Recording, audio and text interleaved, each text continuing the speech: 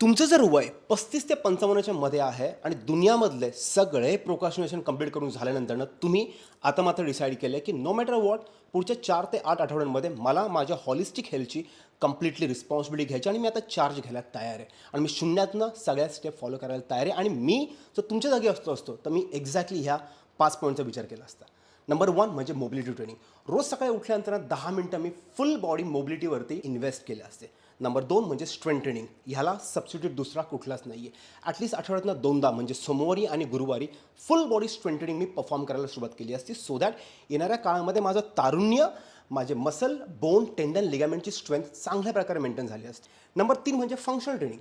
पुढच्या येणाऱ्या लाईफमध्ये माझ्या बॉडीची एजिलिटी आणि माझ्या बॉडीची क्विकनेस मेंटेन राहावी त्याकरता मी दर मंगळवारी आणि शुक्रवारी फुल बॉडी फंक्शनल ट्रेनिंग परफॉर्म केलं असतं 15 ते 20 मिनटं एक्स्ट्रा इन्व्हेस्ट करून.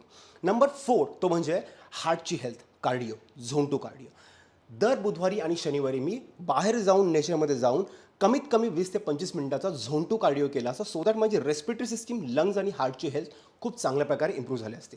नंबर 5 ते म्हणजे ॲज अ लाईफस्टाईल मी रोजच्या रोज 6 ते 8,000 पावलं चालायला सुरुवात केली असते. आता ह्या सगळ्या गोष्टींचा तुम्हाला डिटेलमध्ये प्लॅन हवा असेल कमेंट करा मला, गाईड आणि प्लॅन तुम्हाला मी तुमच्या DM मध्ये शेअर करेन. धन्यवाद. भेटू आपण पुढच्या व्हिडिओमध्ये.